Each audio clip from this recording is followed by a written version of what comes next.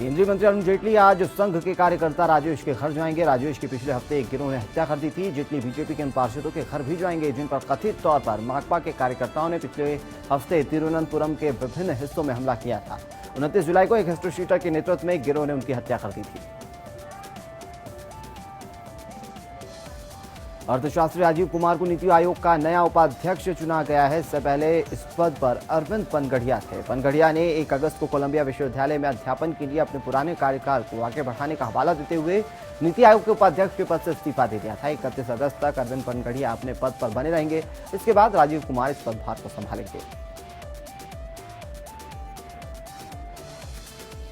डोकलाम मुद्दे पर चीन ने भारत को फिर से दी जंग की धमकी। चीन अखबार ग्लोबल टाइम्स ने चीनी सैन्य विशेषज्ञों के हवाले से लिखा है कि अगर नरेंद्र मोदी सरकार का इस पर अड़ियल रवैया कायम रहा तो फिर जंग होना तय है।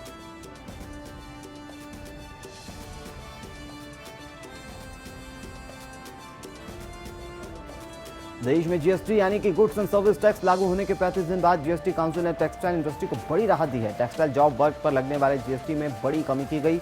कपड़े से जुड़े सभी जॉब वर्क पर जीएसटी 18% से घटाकर 5% कर दिया गया।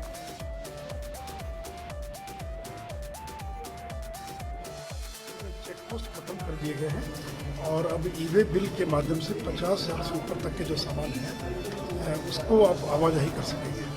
और दूसरा एक महत्वपूर्ण निर्णय है तो वर्क्स कॉन्ट्रैक्ट और जो सरकारी वर्क्स कॉन्ट्रैक्ट है उससे 5%, 12% और जो टेक्सटाइल कारपेट्स इनमें जो वर्क्स कॉन्ट्रैक्ट है उसमें जो है 5% का कर निर्धारण।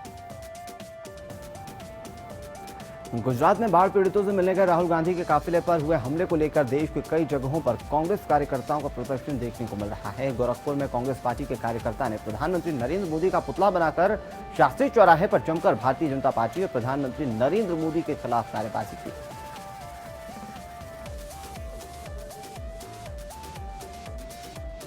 रांची में भी राहुल गांधी के काफिले पर हुए हमले को लेकर प्रदर्शन जारी है। कांग्रेस कार्यकर्ताओं ने रांची में अल्बर्ट एक्का चौक पर आमसभा को संबोधित किया है। कार्यकर्ताओं ने यहां माफ कीजिएगा पीएम मोदी का पुतला फूंका और साथ ही बीजेपी अध्यक्ष अमित शाह के खिलाफ भी नारे लगाए।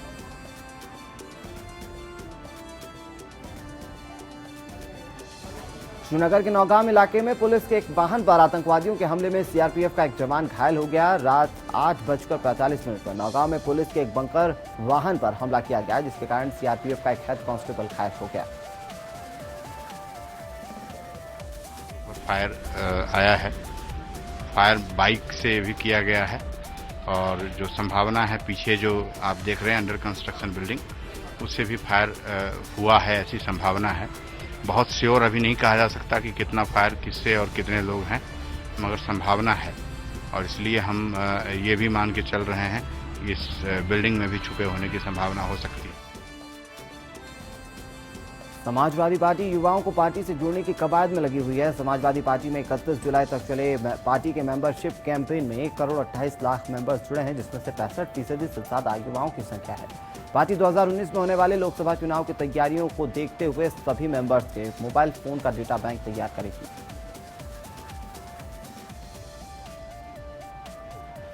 उत्तर प्रदेश के मुख्यमंत्री योगी आदित्यनाथ आज म्यांमार में आयोजित वैश्विक शांति एवं पर्यावरण विषय पर आयोजित सेमिनार में बतौर मुख्य अतिथि शामिल होंगे।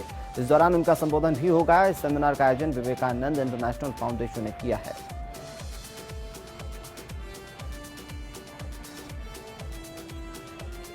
उन्नाव में डिग्री कॉलेज के प्रिंसिपल पर गंभीर आरोप लगे हैं। प्रिंसिपल पर छात्राओं से अभद्रता करने और फिर गलत तरीके से पैसे लेने का भी आरोप है।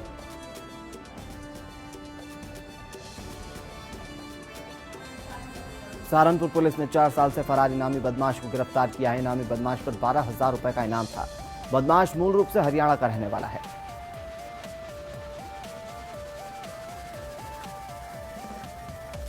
कौशाम्बी में बेखौफ बदमाशों ने दिन दहाड़े बीजेपी नेता को गोली मार दी। प्रदेश के डिप्टी सीएम केशव प्रसाद मौर्य के घर से महज 200 मीटर की दूरी पर इस वारदात को अंजाम दिया गया। पुलिस मामले की जांच कर रही है।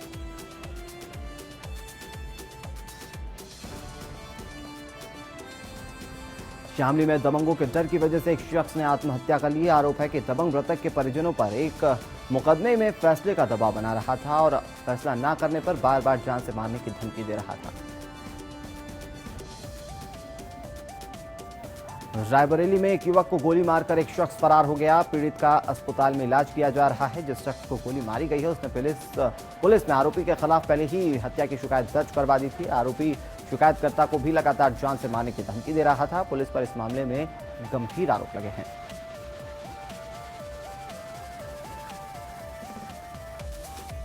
कासगंज में तेज रफ्तार मारुति कार ने बाइक सवार 3 युवकों को कुचल दिया। हादसे में 3 युवकों की मौके पर मौत हो गई है, जबकि कार में सवार 3 लोग गंभीर रूप से घायल हो गए।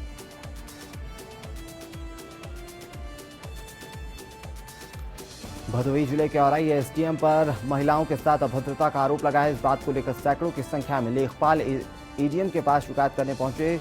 लेखपालों का आरोप है कि एडीएम की तरफ से उन्हें कोई संतोषजनक जवाब नहीं मिला।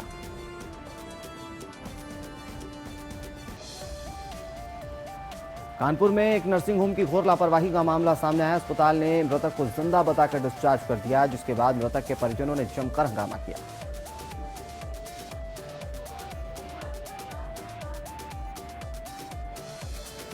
भदोही जिले के औराई थाना क्षेत्र के खमरिया में कथित तौर पर एक छात्रा की चोटी काटने का मामला सामने आया है। छात्रा का दावा है कि जब वह सुबह सोकर उठी तो उसके बाल कटे हुए थे।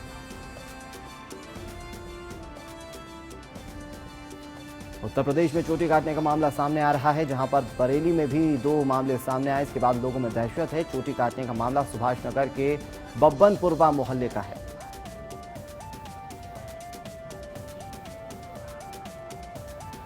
हरियाणा, दिल्ली, आगरा और मथुरा के बाद चोटी काटने के खौफ ने संभल में भी दस्तक दे दी है।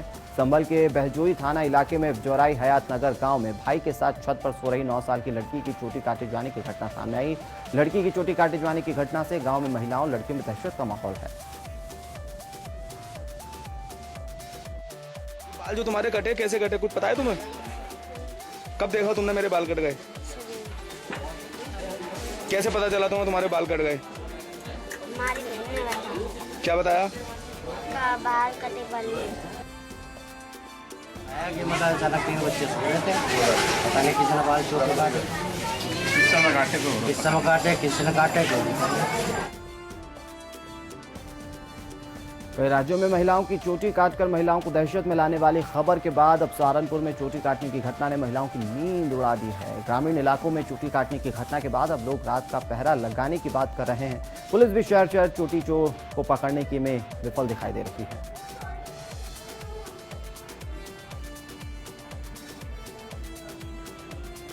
फिरोजाबाद जिले में महिलाओं की चोटी काटने का मामला दिन पर दिन बढ़ता जा रहा है। गुरुवार की रात जिले में 3 गांव में 2 युवती और 1 महिला की चोटी काटने का मामला सामने आया, जिससे हर कोई दहशत में आ चुका है। कुछ लोग इसे अंधविश्वास मान रहे हैं तो कुछ लोग भूत प्रेत चुड़ैल का भी साया मानकर डरे हुए हैं, जबकि पुलिस पूरे मामले को महज अफवाह बता रही है। रात में कटेगा। कैसे पता कैसे चला? सवेरे जगे तो इस तरह की कोई भी सुपर नेचुरल चीज़ या इस तरह की चीज़ों में विश्वास करना कि कोई किसी के क्यों बाल काटेगा, क्या तात्पर्य हो सकता है? तो जैसे गाँव में कोई तार्किक चीज़ इसमें समझ में नहीं आई और ये सब अंधविश्वास हैं लोगों के, और जो इस तरह से अफवाह फैला के इस तरह के कुछ काम करेगा तो उन पर कार्रवाई की। ललितपुर में भी कई महिलाओं ने चोटी काटे जाने की शिकायत की है। लोग इन घटनाओं को जादू टोना, जिन या चुड़ैल से जोड़कर देख रहे हैं और यही वजह है कि लोग दहशत में हैं। इन दिनों हर ओर इसी तरह की चर्चाओं का बाजार गर्म है कि इस तरह की महिलाओं के सिर से चोटी काटने वाला आखिर कौन है।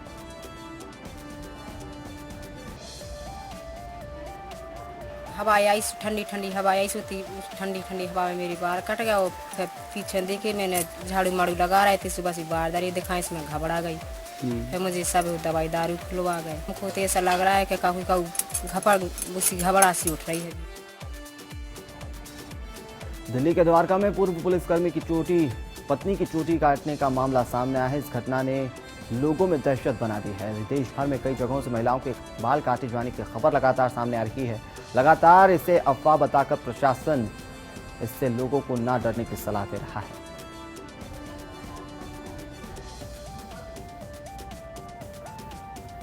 बिजनौर जिले के रावरी गांव में रहने वाले 5 लोग रोजाना की तरह नाव से गंगा पार करके अपने पशुओं के लिए चारा ले जा रहे थे और इसीलिए वे सुबह घर से निकले थे। लौटते समय ग्रामीणों की नाव अचानक बीच गंगा में पलट गई, जिससे नाव में 5 लोग डूब गए। इसमें 2 लोगों को बचाया जा चुका है, जबकि 3 ग्रामीण अब भी लापता है।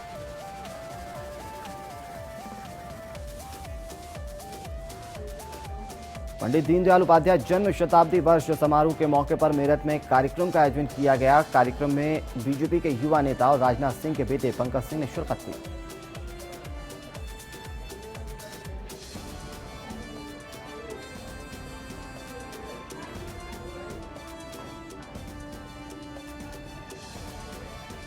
इलाहाबाद में एक निजी स्कूल के प्रिंसिपल की चौंकाने वाली हैवानियत सामने आई है। आरोप है कि क्लास में दिए गए होमवर्क के सवाल का जवाब न देने पर प्रिंसिपल ने 7वीं में पढ़ने वाले छात्र की डंडों से बेरहमी से पिटाई कर दी। इसमें छात्र को कई गंभीर चोटें आई हैं। वहीं वारदात के बाद से प्रिंसिपल स्कूल में ताला डालकर वहां से नदारद है। पास फ़ोन किया गया हमारे, और पापा भी कहा गया कि हम बच्चे को पनिश करने जा रहे हैं सर। पापा ने कहा ठीक है, अगर पढ़ के नहीं है तो पनिश कीजिए। और सबके जितने बच्चे खड़े थे सबके पास फ़ोन किया गया, तो उसने सर में फिर हमें मारा। और जब घर पे गए थे हम, दूसरे दिन जब स्कूल पे दोबारा गए तो पता चले कि हमारी वीडियो बनी है, वीडियो वायरल हो।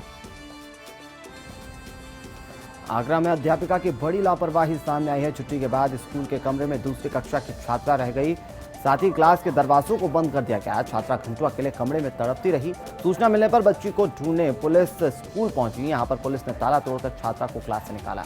छात्रा की हालत फिलहाल गंभीर बताई जा रही है, उसे अस्पताल में भर्ती कराया गया। मेरठ के सरधना से विधायक संगीत सोम को स्वाइन फ्लू होने की पुष्टि हुई है। सोम को गाजियाबाद के यशोदा हॉस्पिटल में भर्ती कराया गया है। यहां उनका इलाज चल रहा है। डॉक्टरों के मुताबिक सोम की स्थिति में फिलहाल सुधार है।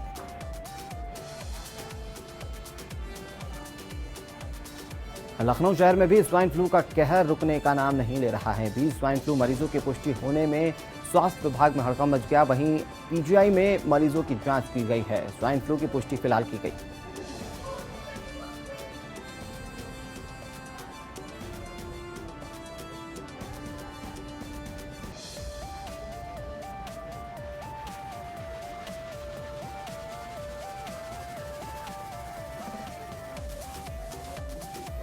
बलरामपुर की जनता को नगर पालिका की तरफ से दूषित पेयजल सप्लाई किया जा रहा है, जिससे लोगों को बीमार होने का खतरा है। स्वास्थ्य विभाग की टीम ने नगर में करीब 1 दर्जन स्थानों पर पेयजल की जांच की है। जांच के लिए गए सभी 12 नमूने फेल हो गए।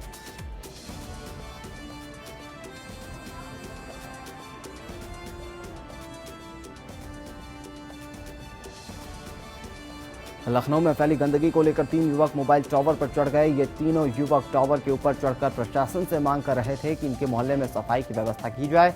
मोहल्ले के लोगों का भी कहना है कि उनके मोहल्ले में गंदगी का अंबार लगा हुआ है।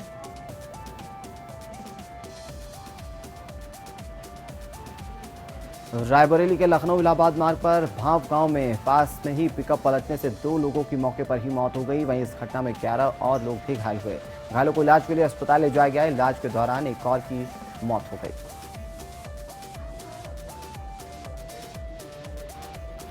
उत्तर प्रदेश में अपराधी बेखौफ हैं और इसकी वानगी देखने को मिली गाजियाबाद में, जहां स्कूटी सवार 2 बदमाशों ने युवक पर ताबड़तोड़ फायरिंग कर दी और उसे मौत के घाट उतार दिया।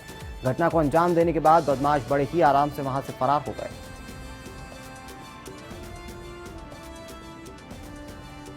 रुड़की के कहलनपुर गांव में डबल मर्डर से सनसनी फैल गई। पाइप गोदाम में बदमाशों ने 2 चौकीदारों की हत्या कर दी। इसके बाद वहां लगे सीसीटीवी पर भी निकाल ले गए वे लोग। मारने के बाद दोनों व्यक्ति रिश्ते में चाचा और भतीजे बताए जा रहे हैं।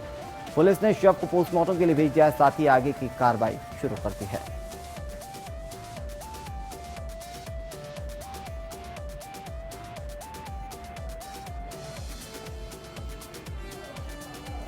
उत्तराखंड के बागेश्वर में एक दिल दहला देने वाला हादसा सामने आया। ऊंची पहाड़ी पर बनी सड़क पर से गुजरती बस दुर्घटना का शिकार हुई है। बस पहाड़ी से नीचे फिसल गई, साथ ही नीचे लुढ़कते हुए वे चली गई। हादसे की तस्वीर आप साफ तौर पर देख सकते हैं।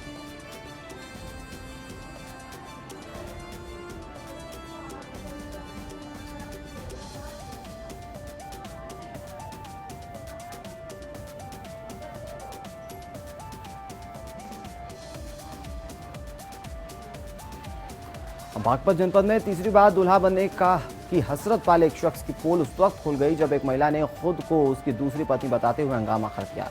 अपने साथ पुलिस उसे ले गई है, जिसे देखते ही जिसे देखते ही आरोपी फरार हो गया। वहीं पति की बेवफाई से परेशान पत्नी ने पति के खिलाफ मुकदमा दर्ज करा दिया है। शादी करने जा रहा था बगैर तलाक के, और फिर उसमें ना दोनों बच्चों को ले गया और मैं लेके जाना चाहूँ और वो मुझे देख कर भाग गया। और तीसरी शादी मुझे रखने की तैयार नहीं है, बस मुझे तेरा फैसला करूँगा, तुझे रखता नहीं, तू पागल है। अब आप क्या चाहते हैं? मैं तो वहीं पे जाना चाहती हूँ अपने बच्चों में। हमने देखा जाकर घर पर नहीं मिला है। उसकी शादी है साबित नाम का कोई आदमी, उसकी बेटी से शादी हो रही थी, वो भी, उसका भी पति मर चुका है, वो भी विडो है। कार्रवाई अभी इन लोगों ने तहरीर नहीं दी है, तहरीर दे देंगे, जैसी तहरीर देंगे वैसी कार्रवाई होगी। देश में कानून के रखवाले ही जनता के साथ किस प्रकार का सलूक करते हैं, इसका एक ऑडियो वायरल हुआ है। मामला मेरठ का है, जहां इंचौली थाने में तैनात इंस्पेक्टर मनिंदर सिंह ने एक फरियादी के साथ मोबाइल पर गाली गलौज किया और उससे देख लेने की धमकी तक दे दी। फरियादी ने इंस्पेक्टर की बदजुबानी को अपने मोबाइल में रिकॉर्ड कर उसकी करतूत को जग जाहिर कर दिया। हमारा रास्ता है, हमारा खुद निजी रास्ता है, उसमें वो गेट लगाना चाह रहे हैं, जिसके लिए हम राजी नहीं हैं। मैंने कई बार थाना अध्यक्ष को भी इसके बारे में बताया, एसएसपी के यहाँ भी गया, डीएम मैम से बात हुई मेरी, चंद्रकला जी के टाइम की बात की है। तो इसमें जो थाना अध्यक्ष है वो मनमानी कर रहे हैं अपनी, और मैंने उनसे कल बात की तो मुझे गंदी गंदी गालियाँ बकी उन्होंने, और भी बहुत कुछ कहा। मेरी मम्मी को भी बहुत आगे उन्होंने थ्रेट दिए घर पे। तरह की चीज़ मेरे संज्ञान में तो अभी नहीं आई है, अगर ऐसी कोई चीज़ संज्ञान में आती है जरूर उस ऑडियो जो वायरल हुआ उसकी जांच की जाएगी और कार्रवाई की जाएगी। ये विभागीय अनुशासनहीनता के खिलाफ है, अनुशासनहीनता है विभागीय दायरे में, और इसमें अगर कोई बात पाई जाती है तो जांच के दौरान तो जरूर कार्रवाई होगी। मेरठ में अपने कलयुगी बाप ने अपनी ही बेटी के साथ दुराचार किया। कलयुगी बाप करीब 6 महीने से किशोरी के साथ उसे डरा धमकाकर उसके साथ दुष्कर्म करता रहा। गर्भवती होने पर किशोरी ने अपनी मां को बताया तो भांडा फूट गया। पीड़िता के परिजनों और पड़ोसियों ने पुलिस को सूचना दी और आरोपी को पुलिस के हवाले कर दिया।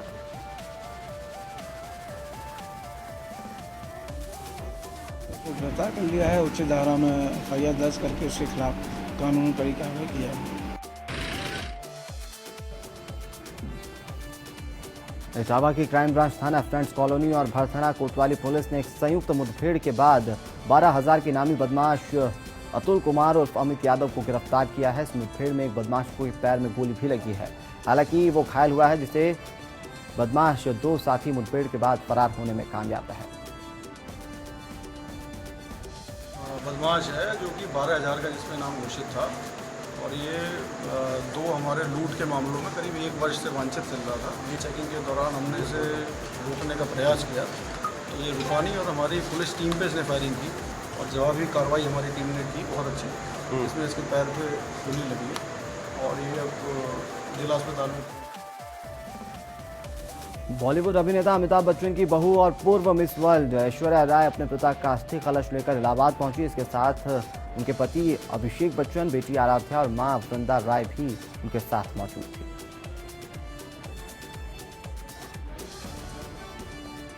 वृंदावन में रहने वाली सैकड़ों विधवाओं ने प्रधानमंत्री नरेंद्र मोदी के लिए राखी तैयार की है। इन्होंने भाई नरेंद्र मोदी को राखी बांधने की ठानी है। इन्होंने प्रधानमंत्री नरेंद्र मोदी की चित्र लगी राखियां तैयार की हैं। रक्षाबंधन को लेकर इनमें गजब का उत्साह है।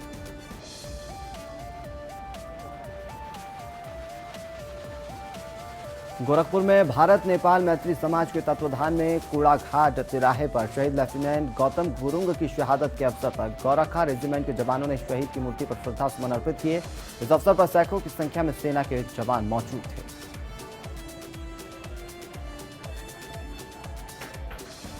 गोरखपुर में चिड़ियाघर का काम बहुत ही धीमी गति से चल रहा है। निर्माण में अब तक 20 करोड़ रुपए खर्च हो चुके हैं, लेकिन अभी तक सिर्फ 10% काम ही हो पाया है। चिड़ियाघर 123 एकड़ में बन रहा है। मौसम विभाग के पूर्वानुमान के मुताबिक राज्य के पर्वतीय और मैदानी क्षेत्रों में हो रही लगातार बारिश के चलते देर रात से अब तक कोसी बैराज और ढेला बैराज में पानी जमा होने की वजह से ढेला नदी में देर रात तक अब तक छोड़े गए पानी से ढेला नदी का जलस्तर काफी बढ़ गया है।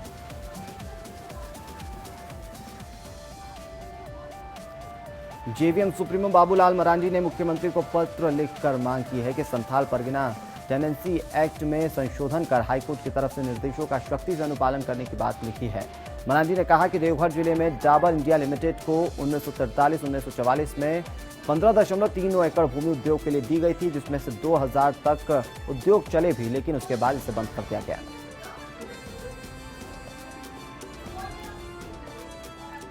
चारा घोटाले के मामले पर लालू यादव को किसी तरह की भी राहत मिलती नजर नहीं आ रही है। आरसी 68 यानी कि चाईबासा मामले में गवाह की गवाही हो चुकी है। मामले में अगली सुनवाई 10 अगस्त को होनी है।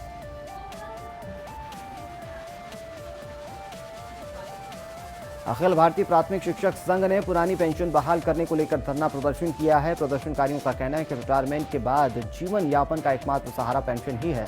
सरकार हमें बुढ़ापे में भूखे मरने को मजबूर कर रही है।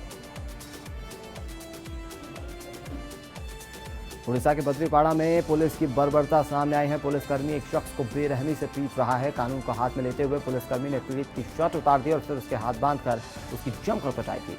पुलिसकर्मी ने अभद्र भाषा का भी इस्तेमाल किया। जिन लोगों ने इसका विरोध किया, पुलिसकर्मी ने उनके खिलाफ भी अभद्र भाषा का इस्तेमाल किया।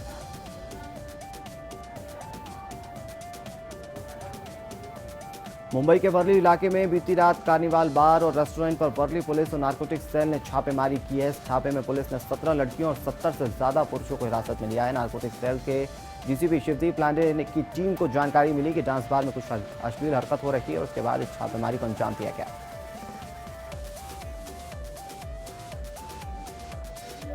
रक्षाबंधन को देखते हुए खाद्य आपूर्ति विभाग ने इलाहाबाद में कई दुकानों पर छापेमारी की है। इस दौरान मिठाइयों के सैंपल भी लिए गए। कई दुकानों की साफ सफाई को देखकर यहां पर विभाग के कई कर्मी नाखुश नजर भी आए। खाद्य आपूर्ति विभाग ने कई दुकानदारों को चेतावनी देकर छोड़ दिया। 1 दर्जन से ज्यादा दुकानों पर छापेमारी की कार्रवाई को अंजाम दिया गया। मथुरा के बांके बिहारी मंदिर में लोग देश दुनिया से राखी भेज रहे हैं। मान्यता है कि अनुसार लड़कियों ने बांके बिहारी को भाई के रूप में मानकर राखी भेजना शुरू की है। उनसे रक्षा की दुआ भी ये बहनें मांगती हैं। भदोही में रक्षाबंधन के पवित्र त्योहार पर बहनों ने भी चाइना के खिलाफ मोर्चा खोल दिया है। देशभक्ति के रंग में रंगी बहनें अब अपने भाइयों के कलाई पर बांधने के लिए सिर्फ और सिर्फ भारत में बनी राखियों को ही खरीद रही हैं। दुकानदारों ने इस बार पूरी तरह से चाइनीज राखियों का बहिष्कार किया है।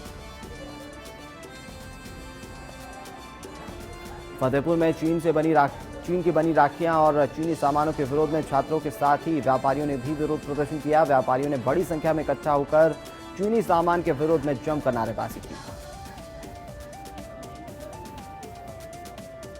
इस रक्षाबंधन में वो बहनें जिनके भाई बॉर्डर पर शहीद हुए हैं, वो अपने भाइयों को राखी नहीं बांध पाएंगी। एक ऐसी ही बहन जौनपुर के भौरा गांव में रहती है, जिसका नाम आशू है और माफ कीजिएगा, इसके आंसू थमने का नाम नहीं ले रहे हैं। संजय सिंह बीते 25 जून 2016 को जम्मू के पंपोर में आतंकी हमले में शहीद हुए थे।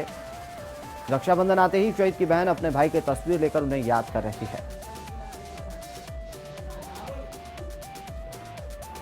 देश भर में राखियों की धूम है। मार्केट में राखियों की खरीदारी जमकर हो रही है, लेकिन इस बार लोगों ने चीन को बड़ा झटका दिया है। आगरे में लोगों ने चाइनीज राखियों का विरोध किया। ना ही लोग राखियां खरीद रहे हैं और ना ही दुकानदार चाइनीज राखियों को बेच रहे हैं। गोरखपुर में बाजारों में भी रक्षाबंधन की धूम दिखाई दे रही है। इधर इस बार मार्केट में चाइनीज राखियां नहीं हैं और लोग भी चाइनीज राखियों की डिमांड नहीं कर रहे हैं।